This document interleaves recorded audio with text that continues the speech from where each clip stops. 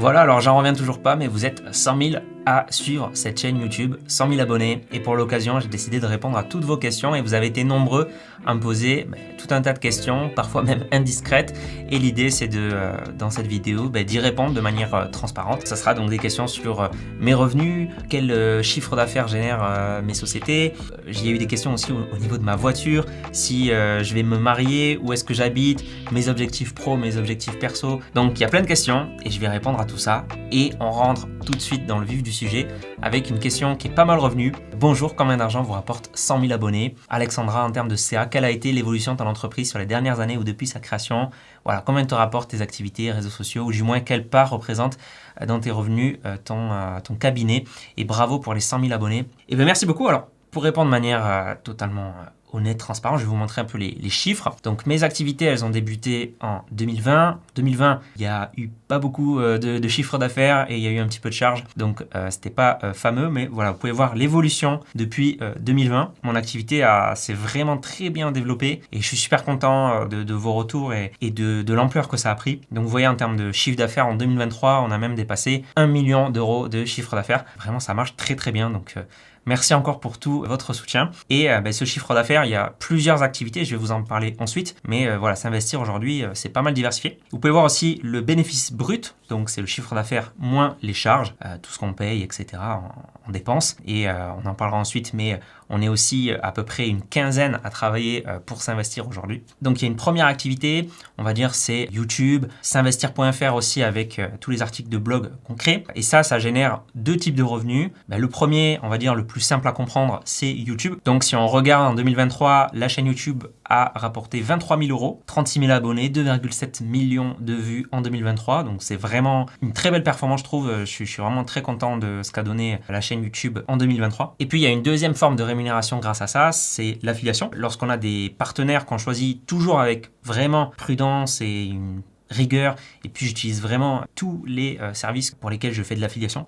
Donc pour moi, par exemple, Linksea, les contrats Linksea, pour moi, c'est les meilleurs contrats d'assurance vie ou de PER. Trade Republic, pour moi, c'est le meilleur compte titre aujourd'hui, etc. Donc pour moi, comme j'explique toujours comment j'investis, etc., comme j'utilise des outils, autant comme je leur fais de la publicité gratuitement, entre guillemets, autant avoir de l'affiliation et pouvoir être rémunéré grâce à ça, sachant que pour moi, c'est vraiment les meilleurs outils puisque c'est ceux que j'ai choisis personnellement après une analyse minutieuse des différents courtiers ou des différentes solutions qui pourraient exister. D'ailleurs, j'ai passé en 2023 le nouveau certificat d'influence responsable de la RPP avec l'option finance. Donc le but, c'est de toujours être transparent, honnête et toujours de vous montrer les meilleurs produits qui existent sur le marché. Pas parce qu'on va prendre une commission dessus, mais parce que c'est lui qu'il faut utiliser selon moi et selon nous chez S'Investir. Ensuite, on a une deuxième activité chez S'Investir, c'est la formation.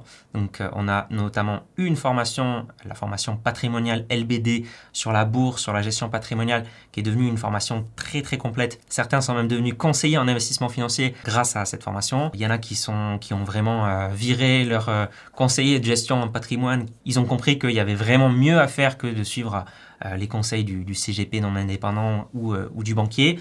Certains qui ne connaissaient pas le monde de l'investissement ont vraiment pu se créer une stratégie solide d'investissement, etc. Donc on est vraiment très fiers du programme LBD qui se nourrit et qui s'améliore de jour en jour. Et on a vraiment de très très bons retours sur le programme LBD. Donc ça, c'est voué à continuer et je continuerai, c'est sûr, à travailler, à toujours améliorer le programme. Donc ça, c'est l'aspect formation. Après, on a une dernière activité, c'est l'activité de conseil en investissement financier où là, on va avoir des clients, des particuliers qui ont touché un héritage, par exemple, ou qui gagnent bien leur vie ou autre. Ou ça peut être aussi des chefs d'entreprise. Donc là, on va les accompagner, eux, de manière individuelle, de manière personnalisée. On va pouvoir leur proposer des solutions d'investissement concrètes, des solutions d'optimisation fiscale, de la défiscalisation et on va vraiment avoir une approche en architecture ouverte, c'est-à-dire qu'on va pouvoir sélectionner les meilleures solutions qui existent parmi le marché pour eux, avec notre expertise aussi patrimoniale. On est aujourd'hui 3 conseillers en investissement financier à travailler chez S'Investir. Et voilà, on peut vraiment sélectionner les meilleures solutions pour le client. On n'appartient pas à une maison mère et on n'a pas un certain nombre de SCPI par exemple à distribuer et il faut absolument vendre ces solutions ou vendre du Pinel. Voilà, c'est vraiment pas la philosophie de la maison. C'est tout l'inverse. C'est un travail en architecture ouverte pour vraiment optimiser le patrimoine de nos clients. Donc ça, c'est un peu les 3 grandes activités qu'on a chez S'Investir. Et c'est vrai que ça a vraiment bien pris. Ça s'est vraiment très bien développé, notamment en 2023. Donc ça, c'est vraiment génial. D'ailleurs, on a une autre question de Rémi. Combien as-tu investi à titre personnel ou via ta société et dans quelle proportion sur chaque classe d'actifs? Alors effectivement, j'ai du patrimoine pro et j'ai du patrimoine perso. Le patrimoine pro est en train de bien se développer. Mais globalement, on peut dire que mon patrimoine net, il est autour de 515 000 € aujourd'hui, d'après Finari.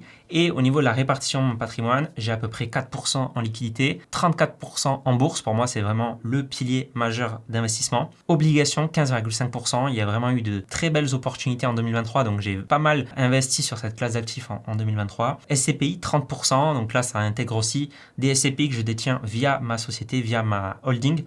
Du private equity, donc je vais pas mal investir en private equity bientôt. Crowdfunding, 7% et crypto, 2,2%. Voilà un petit peu la répartition aujourd'hui de mon patrimoine. Alors vous avez été aussi pas mal à me demander quels sont mes projets pro. Donc par exemple, Lena Star, quel est le projet le plus lucratif ou le plus ambitieux que tu envisages? Ou Nico qui me dit où tu en es ton parcours professionnel et tes sociétés actuelles gérées. Alex qui me demande qu'est-ce que tu nous réserves en 2024. Donc, je vous ai déjà décrit un petit peu les activités de S'Investir. Et globalement, il y a 3 sociétés qui ont été créées pour ça, avec une holding. Et puis, parmi les projets qui vont arriver, donc on va vraiment développer le cabinet de conseil en investissement. On va toujours développer et continuer à améliorer la formation LBD. Il y a un projet aussi un petit peu en préparation, c'est l'écriture d'un livre. Voilà, il ne faut pas trop en dire. Pour l'instant, je vous tiendrai au courant. Qu'est-ce qu'il y a d'autre? Il y a aussi d'autres formations qui vont arriver, notamment une formation pour les chefs d'entreprise.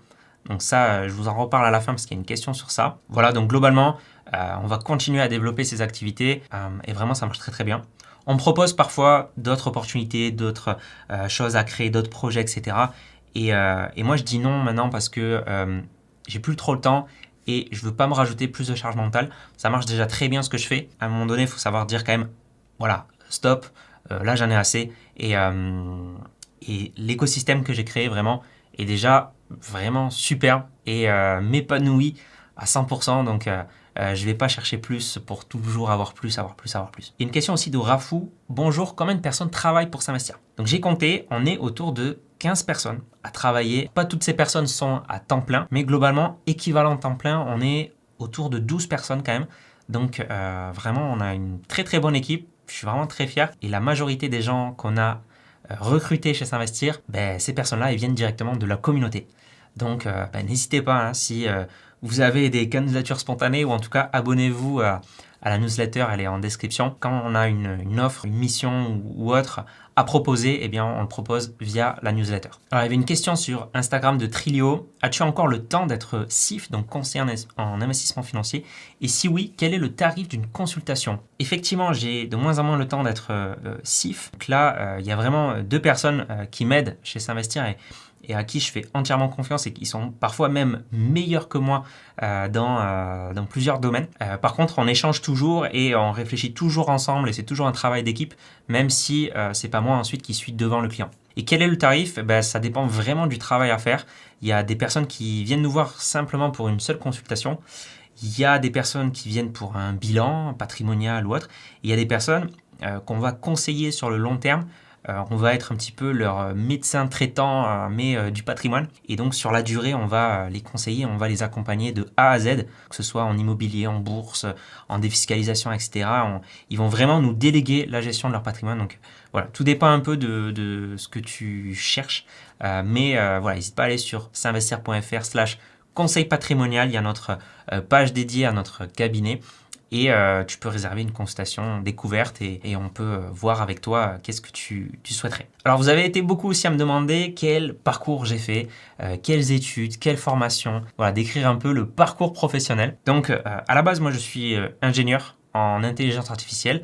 J'ai fait le cursus à l'ISAE Supaéro, le cursus ingénieur, une des écoles d'ingénieurs les plus réputées en France. Elle est basée à Toulouse. C'est là d'ailleurs où est passé Thomas Pesquet, pour l'anecdote. Là, j'ai suivi le cursus donc Data Science, Intelligence Artificielle.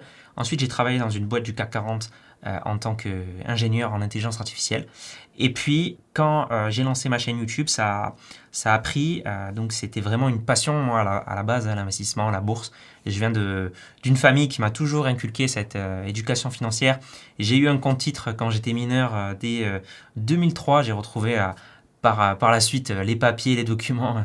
J'ai tout gardé dans des classeurs, d'ailleurs, juste ici. J'ai eu une assurance vie aussi quand j'étais mineur. Très tôt, on a commencé à investir, etc. Mes parents, ils sont un peu plus dans l'immobilier à la base.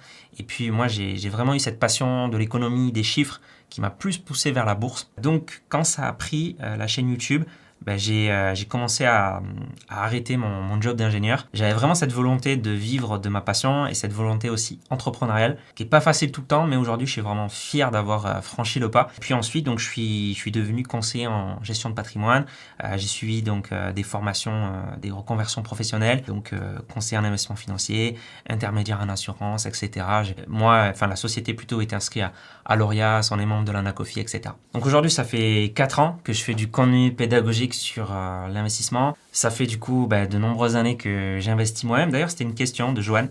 À quel âge as-tu commencé à investir? Donc comme je disais, moi j'ai eu un compte titre, j'étais mineur et j'ai vraiment repris les investissements à essayer de faire les choses moi-même à l'âge d'aller voter à peu près, vers mes 18 ans où là j'ai commencé à fouiller, à essayer de comprendre le monde complexe de l'investissement et de la bourse. Et puis voilà, ensuite j'ai ouvert mon PEA, j'ai investi par moi-même, j'ai fait pas mal d'erreurs au début. Je suis passé par un petit peu de trading, un petit peu de stratégie d'actions, notamment d'actions à dividendes. Pas mal de mauvais choix au début, pas mal d'erreurs, beaucoup d'erreurs même. Et même au tout début, en 2003, mes tout premiers investissements, c'était des fonds conseillés par le banquier et beaucoup de frais. C'était vraiment pas optimisé. J'avais un horizon long terme, pourtant il y avait des placements qui étaient plutôt défensifs. Voilà, donc ça, j'ai vraiment tout liquidé. Et du coup, je rebondis sur la question de VF 4042. Quel a été ton plus mauvais investissement financier? Le regrettes-tu? Je pense que c'est ça, le plus mauvais investissement jusqu'ici, c'était les fonds du banquier au tout début.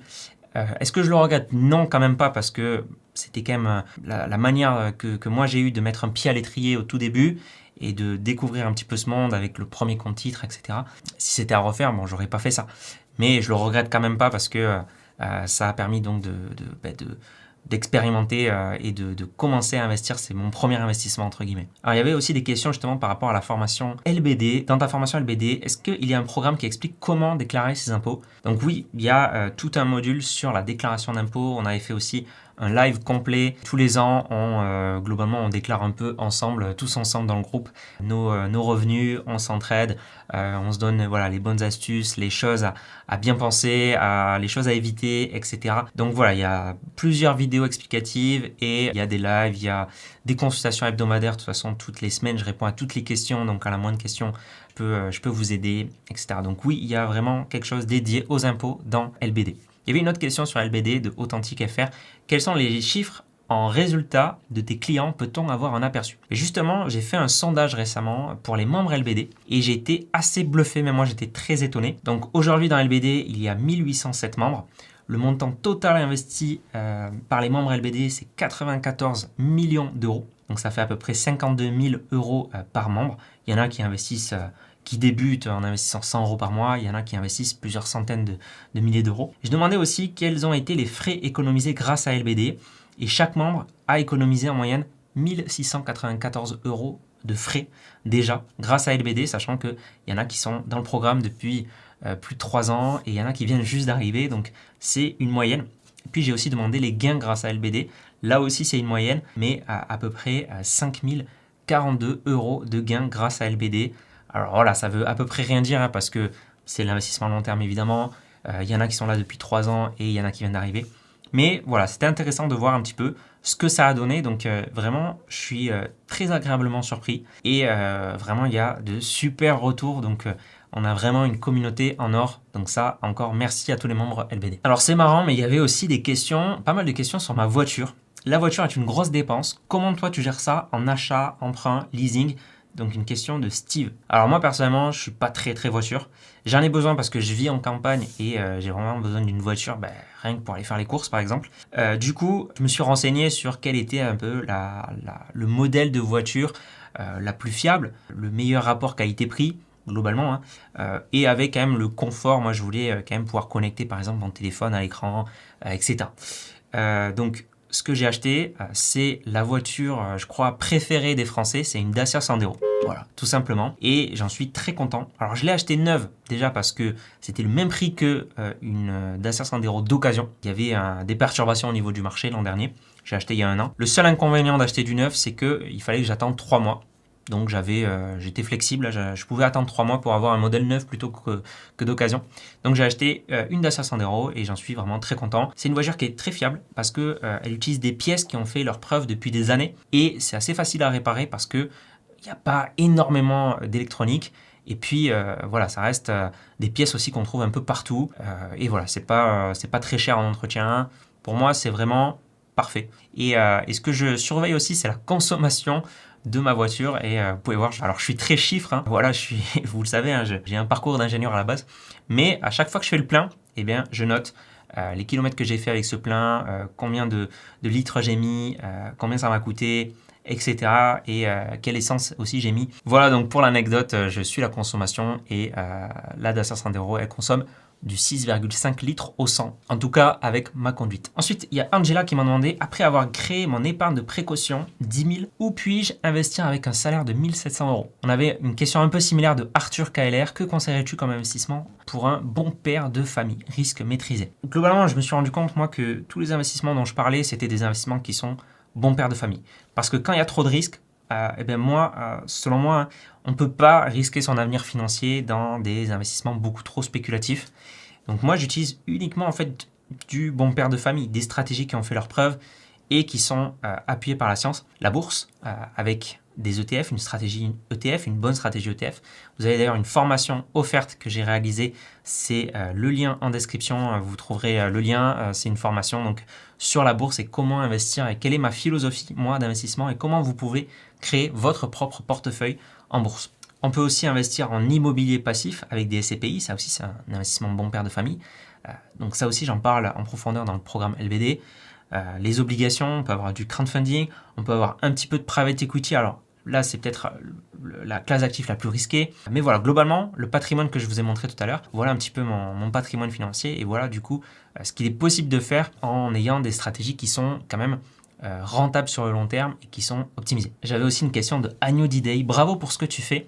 Ça donne envie de creuser plus loin et de mettre le pied à l'étrier. Quel temps doit-on consacrer par jour pour se former correctement en 6 mois? Franchement, quand je vois les retours des membres LBD, ça prend pas autant de temps que l'on pense. Alors si on fait les choses soi-même, ça prend beaucoup de temps parce qu'il y a vraiment aujourd'hui une jungle d'informations, il y a de l'info partout et c'est très dur de savoir qui dit vrai, qui dit faux et trouver les bonnes infos et les bonnes stratégies. Mais si on se forme correctement, ça peut aller assez vite. En 2-3 mois, on peut déjà avoir créé une bonne stratégie long terme d'investissement. Une autre question d'Alec, d'où vient ton capital initial que tu as pu investir? Salarial, héritage, etc. Donc au tout début, ça venait de mes salaires, donc en tant qu'ingénieur. J'ai aussi travaillé pendant 6 mois en Australie, j'étais assez bien payé. J'ai fait quand même pas mal d'économies en Australie, donc voilà, je me souviens que j'avais pas mal investi grâce à ça aussi. Mais après, c'est évidemment mes activités entrepreneuriales aujourd'hui qui me rapportent pas mal d'argent pour ensuite que je puisse investir. Une question de Thibaut, as-tu d'autres passions que le monde de la finance? Oui, alors j'ai d'autres passions. J'ai donc le piano, j'aime beaucoup faire du piano, la randonnée, la marche, j'aime beaucoup marcher et notamment balader mon chien, j'adore ça. J'aime aussi beaucoup lire. Alors effectivement, je lis par contre pas mal de revues spécialisées sur le monde de la finance. Donc la GFI, Mieux Vivre, Investir, etc.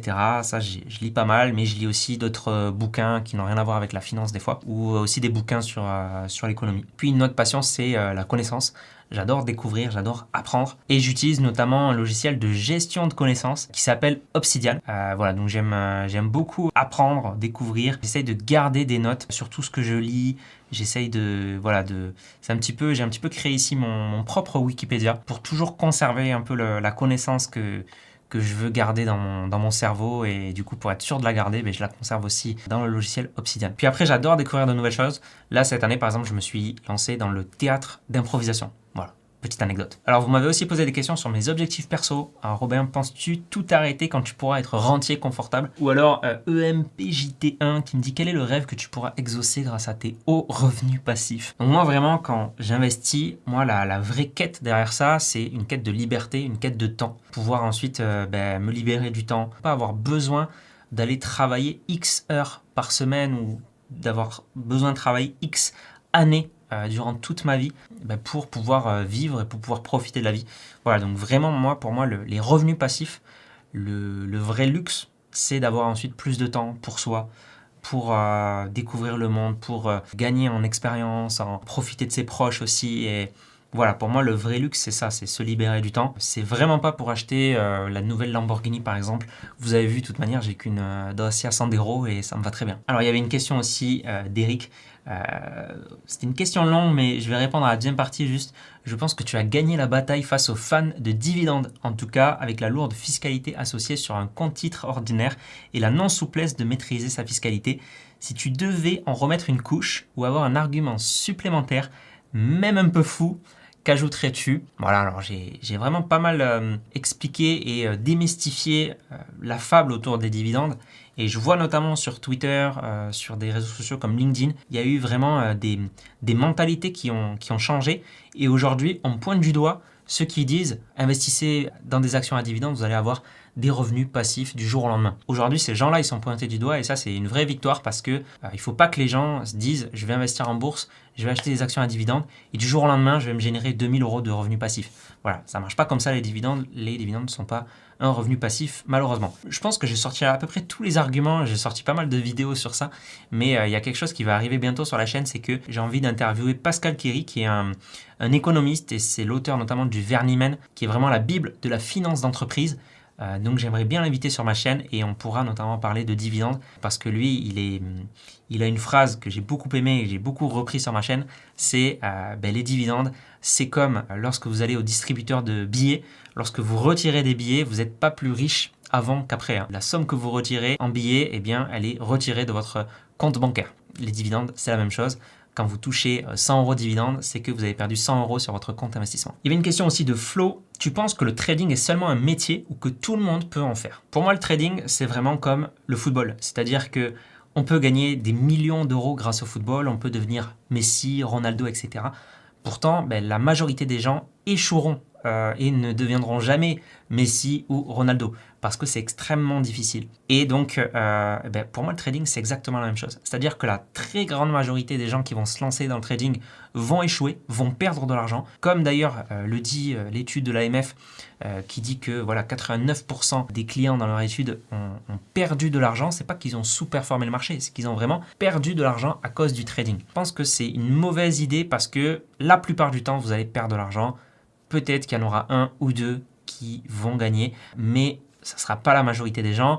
Et donc, c'est un petit peu comme le loto, c'est vraiment de la spéculation. Surtout, moi, je combats les gens qui vous disent rejoignez mon canal Telegram, abonnez-vous au canal, c'est juste 100 euros par mois, ou je ne sais pas combien ils font payer ça, ou voilà, ils vous promettent des gains sans vous exposer les risques. Et ça, par contre, c'est vraiment très, très, très dangereux. Donc, faites attention à ceux qui vous promettent des gains en trading.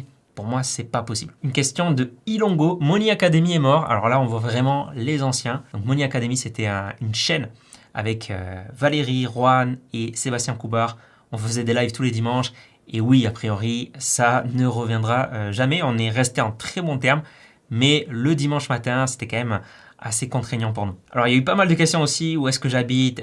Bientôt le mariage. Est-ce que tu habites dans le coin? As-tu une famille à charge? Ou encore, est-ce que j'ai des projets d'enfants? Quelles sont tes activités pour te vider la tête? Donc les activités, j'en ai déjà parlé, mais sinon moi je suis dans le sud-ouest de la France, je suis vers Toulouse, j'ai donc effectivement une compagne, on a un chien, un chat, et voilà, pas d'enfants à charge, c'est pas prévu, le mariage non plus, c'est pas prévu.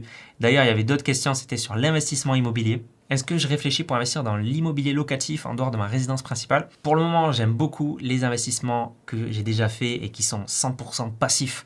J'ai vraiment rien à faire, zéro charge mentale, ça me va très très très très bien. Si un jour j'investis en immobilier, je pense que ça sera avec l'aide des 100 cravates, où là je vais, je pense, déléguer une grande partie auprès d'eux qui vont peut-être chercher le bien ou qui vont m'aider sur les travaux ou autre. Le but, c'est que j'ai vraiment peu de charge mentale.